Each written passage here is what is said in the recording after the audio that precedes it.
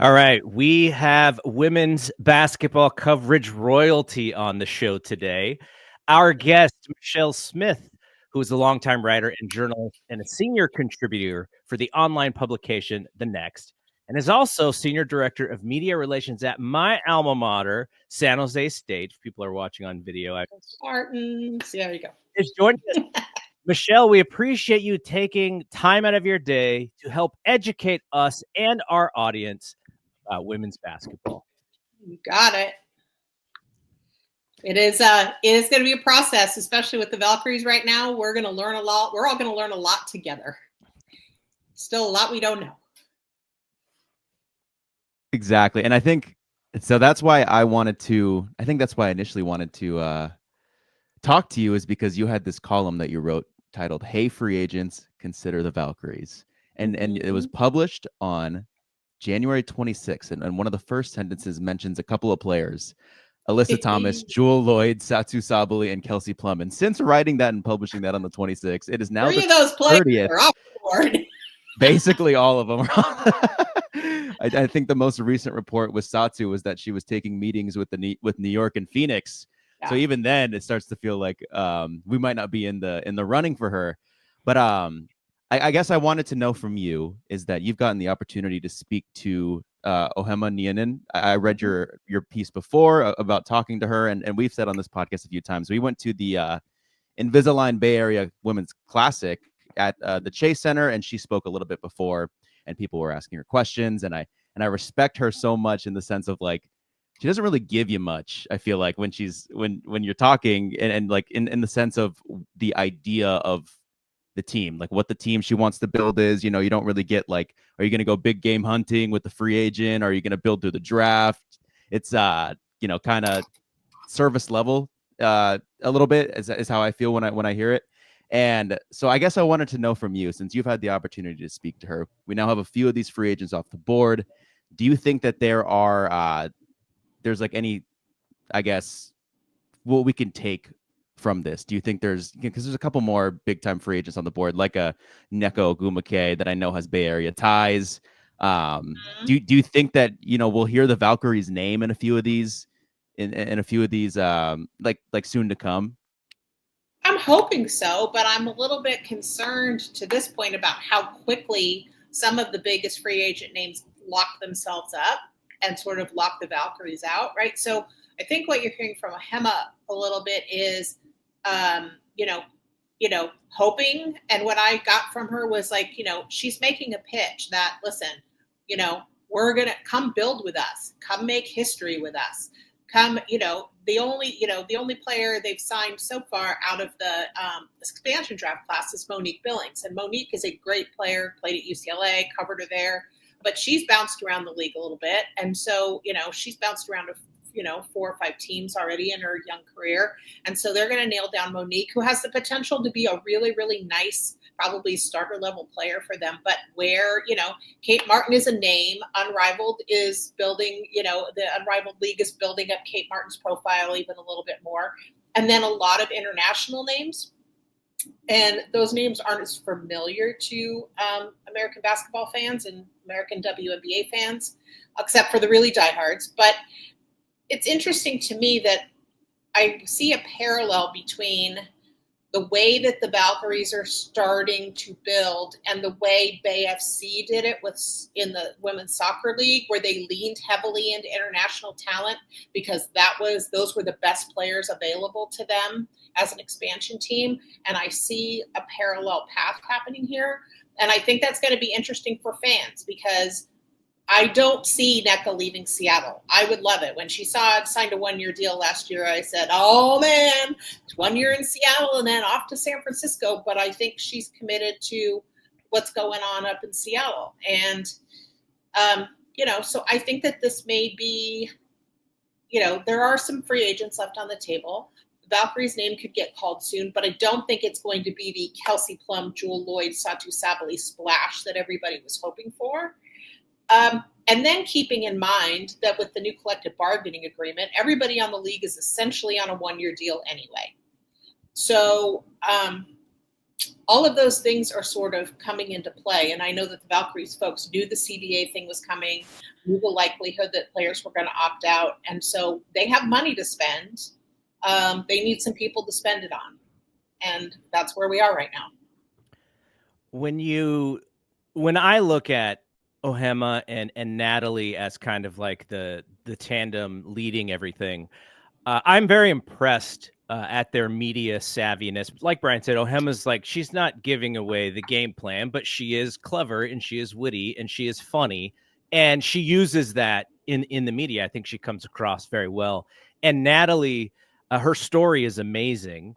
And she's such a go-getter that the tandem of them as representing the Valkyries right now, I think is very strong.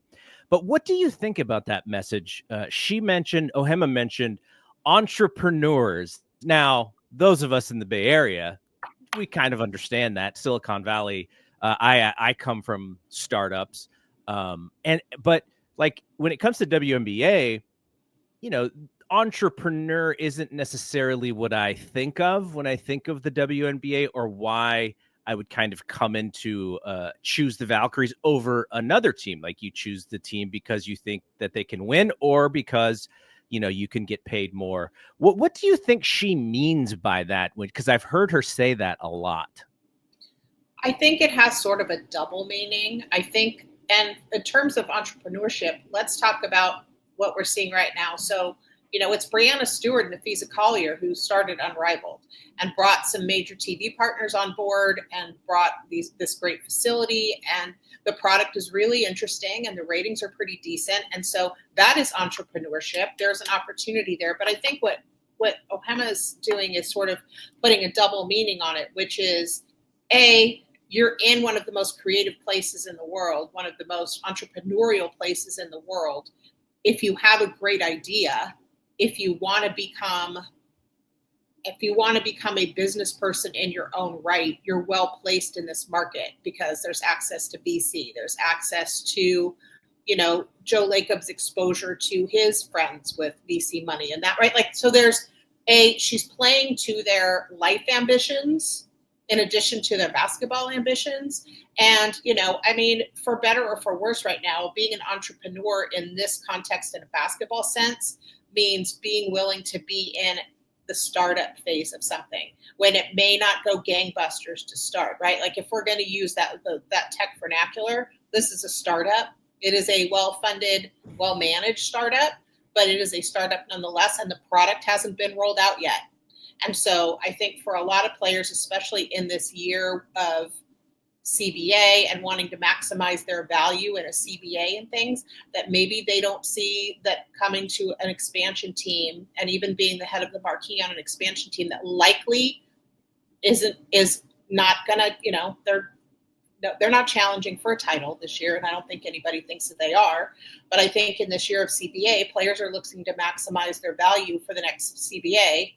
And I don't know that they feel like they can do that yet in Golden State. I'm not saying it's not going to get there. I absolutely believe it's going to get there. But this has now become a very sort of weird season with the CBA sort of looming over everybody's choices. And I think that doesn't necessarily help the Valkyries. But when she's talking about entrepreneurship, I think she wants to appeal to, again, players' life ambitions and their basketball ambitions. But unfortunately, being an entrepreneur in the basketball sense this year probably means taking their lumps on a young team for most of the year. And then, but getting the exposure and the fans and the excitement around the Bay Area and being part of something really cool, but not necessarily being part of a winning team. So you talk about players maximizing their value. You mentioned the new CBA coming in the 2026 season. And I think I've just been wondering, you see the report that the Sparks weren't confident in who would be available at number 2, which is a part of the reason why they traded that pick. And so I think of Olivia Miles, Kiki Iriafen, players like them, they have another year of eligibility in college, I believe. Please correct me if I'm wrong. I think they have another COVID year. I know Olivia does for sure. I don't know for Kiki. Olivia might, Kiki does not. Okay, Kiki does not. Paige does too, right? Paige has a year, but it's not it's it's injury. She's got an injury red shirt left over. She could decide to stay if she really did. If Dallas wants to hang on to that one pick, Paige does not have to stay. I did think it was notable to see Draymond wearing a Juju Watkins shirt the other night. I think that was a little bit of wishing and hoping that if Juju comes out a year early and Valkyries, have get into that lottery pick space, that Juju's a possibility. I enjoyed the shout out. Yeah. And I think I was wondering, like, okay, so I wish there was an easy place to find like college eligibility, because I kept looking for it and I couldn't find it. And then I found a website that was like, you could find it, but only if you are that player. Like, I had to have an account. Like, I had to be Olivia Miles to find out my eligibility. Right, but I was wondering, like, like for players that maybe still have that eligibility, that are at the top of the draft, I think Olivia Miles is probably just the best example for this, because she could decide to stay for another year, and she's probably still a top 5 pick in next year's draft, I would assume. Yeah. And assuming that the CBA kicks in, you have your 3-year rookie scale contract with that 4th year being a team option, and that's expected to be much higher if these players decide to stay for another year. So we talk about the maximizing value. Yeah. Do you think that a few of these players, and again, I don't know which ones outside of Olivia Miles and Paige, Right. but do you think a few, like the Sparks, were onto something? Like Olivia actually might just stay for another year because she can get a way bigger bag if she decides to stay and come out of the draft next year, when there's going to be a rookie scale contract that has way more, I don't know the numbers, but would be way more potential payout. I mean, I think there are multiple factors for these players and their college players for their decision making. What are they making in NIL right now? What is their NIL bag right now? And do they, and is that worth them not coming out and taking a smaller rookie, and taking a smaller rookie contract this year, and then waiting until next year when the CBA goes into effect, when that not only that goes up and maybe makes up for, some of the NIL money that they're going to lose out on when they make the transfer over to college, or do they pick up those sponsorships and move over? I think that there are a lot of financial decisions, and I think this is a limbo year for a lot of players in terms of decision making. Everybody I think assumes or understands that Paige is not excited about going to Dallas, and is there a deal to be worked there for somebody else to get the pick? If Connecticut, for example, gets really close to winning a natty, but they come up short again, is Paige going to stick around for one more year because she wants that ring from Connecticut? Every great player that we can reel off at Connecticut has at least one ring, right? Diana, Sue, Stewie, Swain Cat, like if you, go through the ranks, all of those players have a ring. Does Paige want to be known as the best UConn player who never got a ring? Or does she want to, I just think that players have options that we didn't talk about 5 years ago or 4 years ago or 3 years ago. Sorry, excuse my French. But it's, the players have, they have NIL considerations. They have a new CBA. They have what they want to leave behind, in terms of their own marketability and, in the game. I mean, Caitlin Clark didn't win a natty, but she is the most marketable women's athlete outside of probably a couple of the individual sports, maybe tennis, right? So players have options, and those options, we're going to see how the Valkyries fit into that matrix of options for players over the next few weeks, and then in April again in the draft. But, Valkyries are not in a lottery position, and so I think they get a nice player no matter what. I don't know that they get a star or a game changer, but they'll get a really nice college player, and, and presumably she'll be able to make a roster. But, I'm looking at this, I'm looking at the expansion draft, and, I'm really interested in, Temi Fagbenle and Kayla Thornton and, Kate Martin. I mean, and, if Ileana Rupert comes in place, like these are some really, really talented players. If they can put it together, they could surprise, and by surprise mean hang around probably toward the playoff part of the standings. But this is going to be, they're not landing the big names that we were all hoping with all the money they have, and Joe Lacob saying, we're going to play hard in the free agent market. The players right now are determining where they want to be. And for the moment, Golden State isn't top on their list, clearly, because it's not happening.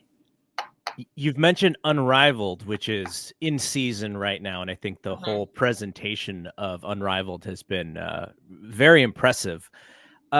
What if obviously Paige, she's got some great NIL money. I know that she and I think are she and Juju like small investors in Unrivaled? Like I remember I think hearing something so. about that. Yes. So, theoretically, if they were to, even if she wanted to hold out for a year, could she actually physically leave college and then her draft rights could skip a year, or the second she stops playing college, that's when her draft rights start? Like, I'm just trying to think of what other options she could have. Like, even if she wins a title, could she go, hey, I'm going to take the year off of the WNBA, I'm going to play in Unrivaled, and then come and re-enter the draft? Could you actually do that, or do her draft rights start once she's done with college? I don't know the answer to that question. It's an interesting one. I'll be honest. I mean, I don't know. I kind of don't imagine a scenario where Dallas gets to hang on to her draft rights if she decides not to play and just focus on Unrivaled. And again, Unrivaled is, it's new. It's, we like the way it looks. We like the way it feels. We like what it's doing for players, but I don't know if that's a pathway to her for a big splash out of college. Like, she wants to go the place she wants to go. She wants to come into the W and make an immediate impact. And I don't know if that pathway is, I don't know if anybody'd be recommending that pathway to her at this point, beyond the fact she's got to really not want to play in Dallas. And I feel like if she really doesn't want to play in Dallas, then she's got the juice to force some sort of a sign and trade. Yeah, I mean, I wonder if she could scare Dallas out of like, hey, I'm gonna stay in UConn for another year. They trade that pick, and now she's like, maybe Golden State, like Right. that, be the face of that. That sounds fun. Yeah. And then I think on just kind of going in a different direction, I when Alyssa Thomas got traded, I kept seeing like tweets and social media posts about like when she played for the Olympic team, like her eyes got really big at like the idea of, oh wow, we're being like treated very well in the sense of the training room we're playing in, like the equipment, like everything's pretty top tier compared to what I have at Connecticut. I keep seeing that like Phoenix has like top of the line stuff. Like I felt bad for Natasha Cloud because she was trying to recruit free agents to that Phoenix team because of the facilities, and then she gets traded in that deal. Do you know, like, do the Valkyries have like pretty equal facilities to Phoenix, or are they like a tier above? Well, so the Valkyries are using the Warriors' former training facility in Oakland. It's a beautiful facility. I mean, the Warriors were there until they made the move over to Chase. It's really, really nice. It's business offices. They can run the entire franchise out of those Oakland offices. I'm interested to see how that goes with players, because it's not like getting to Oakland from San Francisco on your game days and things. First of all, it's not like Chase is easy to get to. Sorry, not that easy. Right? Not that easy to get to generally. And two, that so you're practicing and you're doing your stuff every day on the Oakland side. Like, where do you live? And what's your plan to go back and forth on game days? And it's not, miles wise as the crow flies, it's not far, but it's not close. And I'm interested in that setup. And I'm wondering how long the Valkyries stay in that Oakland space if the feedback they're getting from players is, well, where do I live? Do I live in Oakland or do I live in San Francisco? Because if I live in San Francisco, I got to come over the bridge every day and go to practice and do the thing. And then I've got to go back into the city, or vice versa. And as we know, as Bay Area residents, and I'm Bay Area native, none of these places are inexpensive. So that, I wonder about that too. I wonder about the cost of living, and I wonder about that Oakland, San Francisco thing, because it doesn't seem super convenient. Yeah, and are the Valkyries comping that $8 toll fee over the bridge? I would get enough. They should just do a little complex on Treasure Island right in the middle. You got players hopping on BART. Yeah. The WNBA BART train. I don't, that to me is an impediment a little bit, I think. I mean, I think the facility can be beautiful, but if it's inconvenient and it's not anywhere close to where they play games all summer, I don't know. Yeah, I almost feel like the way they presented all that is like we feel like all of the teams got moved out of Oakland, the Warriors got moved out of Oakland, the A's and the Raiders. It's like we want to have still some presence in Oakland, but at the cost of maybe inconvenience to the players. When Well, it's you're landlocked at Chase. There's only so much room in that facility for new facilities. And there's nowhere, I mean, there's not a lot of space on that footprint to begin with. It's not, I mean, I don't know all of the construction, logistics, but doesn't feel like it's easy to create a space for them. But that may be the thing that they're either trying to do or going to have to do at some point. Yeah. I'll be honest, there was a secret little part of me that was hoping that they might play at Oracle. It's a big facility. It's got great public transportation access with BART, make it easy for people to get there. And if you were going to do the Oakland thing, but I'm Joe Lacob and I spent a lot of money building Chase Center. And if I'm going to get a WNBA team, I want them to play there. But again, this Oakland San Francisco thing is for players. I could see why they're not excited about that. I wanted to take a back up a little bit and take a broader view of the WNBA context. Caitlin Clark, it sounds like, now this has been reported, I haven't heard it from her mouth, that she is not going to be at NBA All-Star Weekend. She wasn't marketed to be there, but there was this idea, and Brian and I were actually talking about this last year, like after Steph and Sabrina had their shootout, we both sat there and said, oh, Stephen Clay versus Sabrina and Caitlin. Like, that's easy. That's easy, an easy event, and it'll take over the whole weekend. And so I think we all just kind of like assumed that that may have been the plan. But it sounds like that she's not going to do it. It was reported that she wants her first shootout to be at the WNBA All-Star Weekend. What do you think about that idea? And what do you think the WNBA would have wanted her to do? I think the WNBA would have wanted her to go to NBA All-Star Weekend with a worldwide eyes and do that setup. I mean, that has been, I think that whole thing was great for both Sabrina, but also the W. My understanding is she will be there, but she didn't want to participate in the 3-point contest. There was something about her not wanting to shoot off a rack, which I just thought was weird and sort of Caitlin-like. And I didn't think anybody did her any favors by floating that she doesn't like to shoot off a rack. She likes to catch and shoot, but okay. And I don't think anybody likes shooting off of a rack, by the way. No. Yes. Catch and shoot. Right. And then, and then her wanting to do her first one in Indiana. And I get that. But I think the W probably really would have wanted her to do it. I know I wanted her to do it. I'm going to be there. I wanted to see Steph and Clay and Caitlin and Sabrina. I thought that was going to be amazing. And I'll still go. I think it's still going to be great. But, I hope they're going to find a second, Kayla McBride or somebody from the W who doesn't have Caitlin Clark's name. But I want to see that 2-on-2 thing. I think it'll be fun. And it also just takes a little bit of the pressure off of Sabrina. Because that's a lot to carry for the entire league when it's just, and she did great last year. She was awesome. She did amazing. She was awesome, but that's a lot. That was a big risk reward for her. And just a small follow-up. The WNBA, obviously there is some investment by the NBA, but do you think there should be more, or do you think the W should separate a little bit from kind of the overbearing kind of shadow of the NBA? Because I think there are positives and negatives to them working together. Something like this could be fantastic. But at the same time, I wonder if leaning on the WNBA, it could be, you kind of have to sort of, for instance, last year I was, they had this big buzz with Caitlin coming out, and I was like, I'm not sure that they're ready to handle all of the eyeballs yet. And it's almost like if they knew, if they had like an extra year, I feel like they may have been able to handle all of the noise. And I think they did a pretty good job. But I just wonder if, fully becoming sort of distancing yourself from the NBA forces them to make some decisions that are less collaborative and maybe more more beneficial for them as an independent organization. Yeah. I mean, I think that the players might have a different answer to that. I think the players would like maybe like to be their own thing.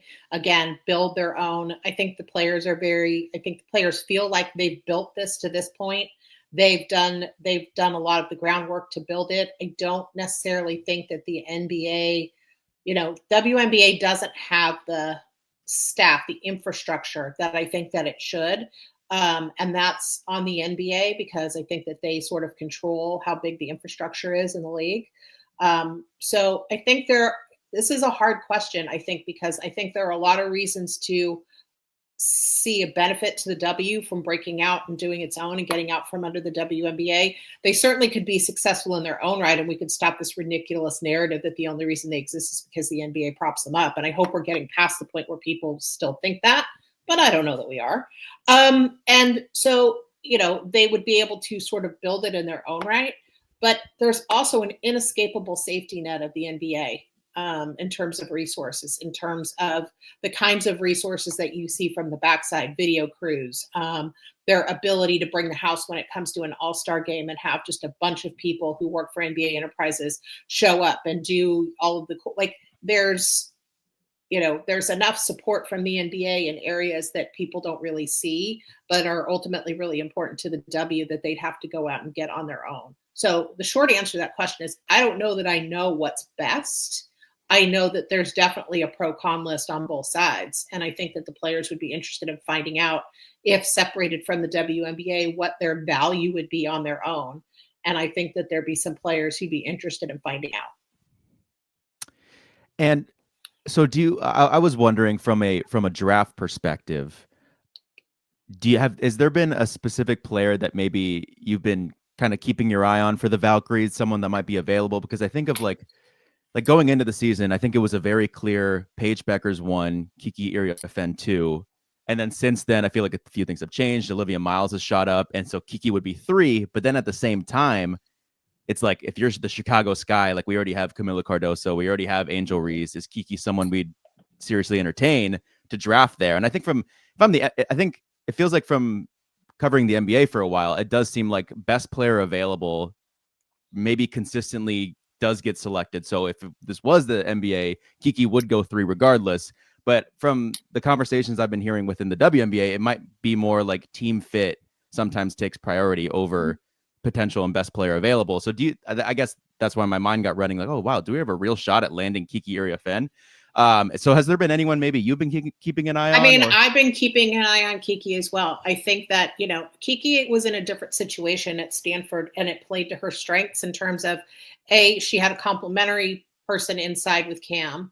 And so defenses, and USC has that, but Juju has the ball in her hands so often.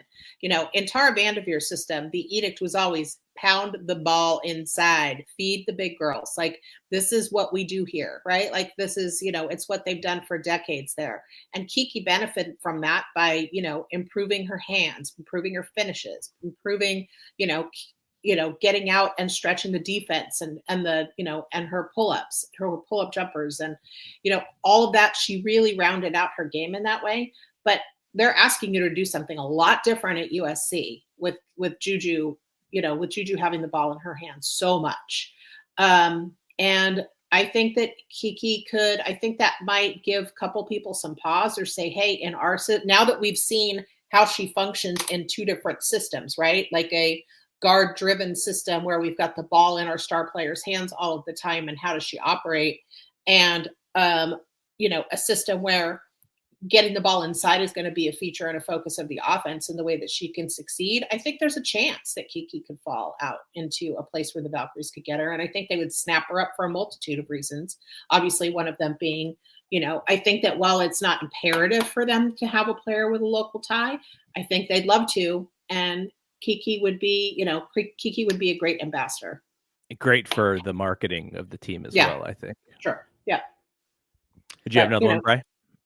I think one more that kind of came to mind as we've been talking is that I've been into the WNBA for a couple of years now, but I've never been into a college sport. I went to the University of Arizona. I shared classes with DeAndre Ayton, but yet I never really cared about our men's team that much.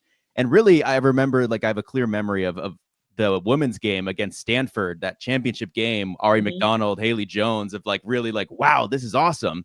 And so this year I finally was like, okay, like I have these great schools near me, Berkeley and Stanford. Like, let's look at the schedules. Let's see, you know, am I going to get a chance to watch like Juju in person against one of these teams? And then of course the Pac-12 no longer being a thing, that kind of puts a hamper on some of that. So I was wondering, from the travel schedules that seemingly Cal and Berkeley have to do, that I assume UCLA and USC have a similar, like, we're in California, they got to go all the way over there. Like, do you see any of these teams maybe returning to the Pac-12 because of maybe travel reasons, or I don't know, any type of them coming back? Definitely don't see USC or UCLA returning to the Pac.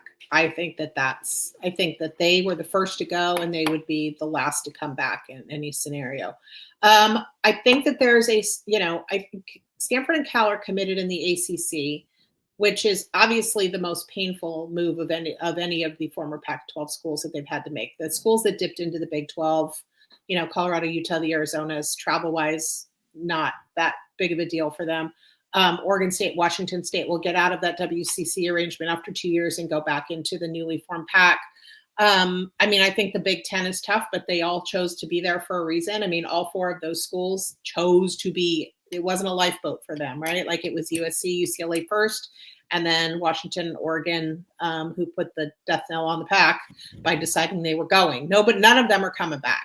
So it's Cal and Stanford. Do Cal and Stanford make their way back? And I think the answer potentially at some point is yes. But the Pac needs, my friend Teresa Gould, who's commissioner of the Pac-12, needs to come up with, she needs to make a media deal.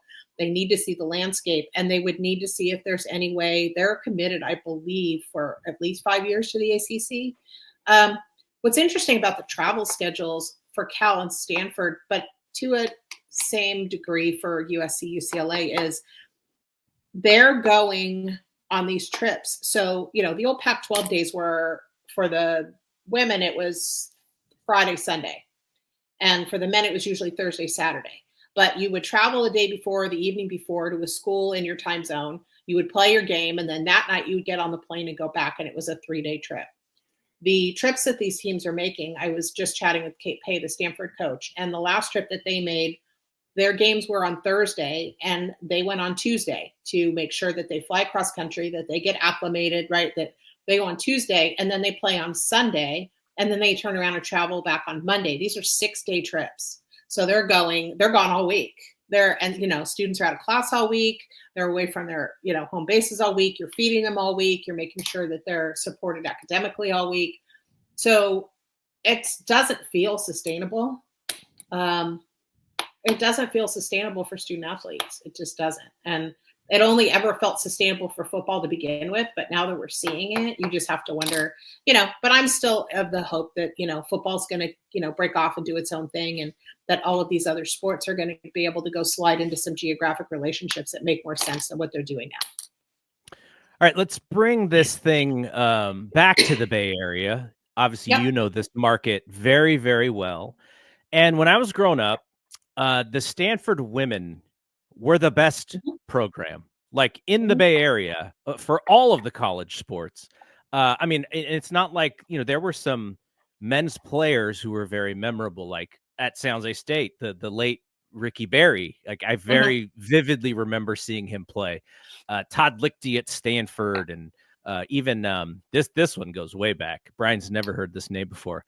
Nick Vanos from Santa Clara, who also passed away. I think he passed away in like a plane crash or something like that. But so we had players, but from a program standpoint, it was always Stanford. And I remember checking box scores, when I'm a kid, and I would always look at the Stanford women because they were always winning. And Jennifer Azzi is running the point, and I'm kind of watching highlights of her because she's like the true point guard. And then when I'm at San Jose State, the Lasers are playing at San Jose. And I remember, I sort of had remember a little bit of a dream where I was like doing play-by-play for the Lasers or something. And then literally the next day, Jennifer walks past me in her gear, her basketball gear, and I froze. I didn't even say hi. I was just like, well, this is weird. This is surreal.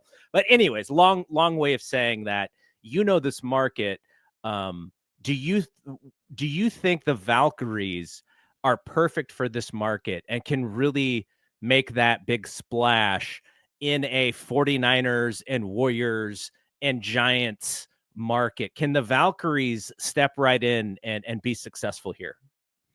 Yeah, I think yes, and especially initially, I think there's going to be a ton of excitement. I mean, I think that Bay FC in their first season, and they have, they had a ton of games down in San Jose. Also, not necessarily always PayPal. It's a great venue, but not always the easiest to get to from all around the Bay Area. But there's a lot of excitement around having a W team. There's the opening of a women's only sports bar that's coming. Like Bay Area's been waiting for their turn for a long time. I mean, I've been covering this league since its first day, and I've been waiting for a team in my market for a long time as I schlepped to Sacramento to see the Monarchs and traveled when I was with ESPN and did the day treks down to LA to see the Sparks play, whatever, been waiting. And I think there's been a lot of anticipation around having a women's professional basketball team here. So I think it's going to go pretty well. I think as all things do, it will settle out. And I think that they've got a window to put a really good product on the floor. And they're going to have a few years to sort of get to a point where they're competitive. I know Joe Lacob has said he wants a championship in 5 years. Okay. I mean, if the landscape is right for it, I think that's entirely plausible. But yeah, I think the Bay Area is going to give this team a big hug. I can't wait. Yeah, it's exciting times. Brian's actually closer to Chase than I am, and I know he's already thinking about getting to games.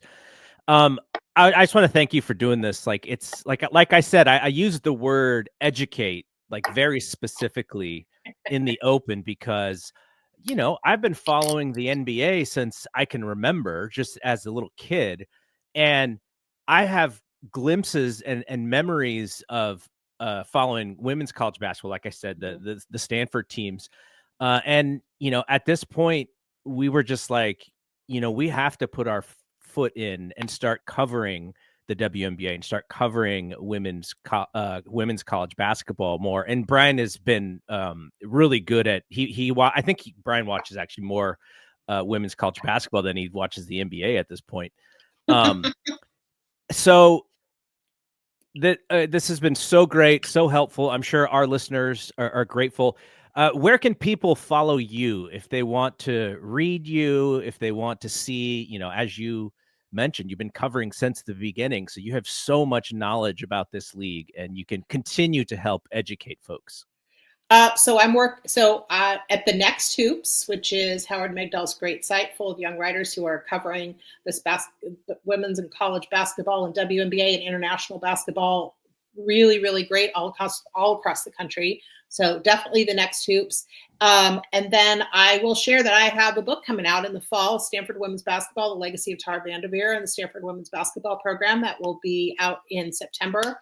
And would love to come back and talk about that because as you said, it's always been Stanford Women's Basketball. That consistency is the thing that separated that program. And then the ways in which they absolutely sort of occupy a unique space in women's college sports and in college sports. Tara was an early adopter of the three-point shot, which we know is what we live and die on now in pretty much both leagues. Just that idea, that video Vanderveer and that focus on scout and being able every single year. As you look at Stanford this year, I just finished a story for the Next, they're 10-9 and they might not make the tournament. And that doesn't really have to do with Tara, but it has to do with, like the kind of team they have and shows how hard it was to go to 37 NCAA tournaments in a row. 37, crazy. So that'll be coming out in the fall and I'm super excited about that.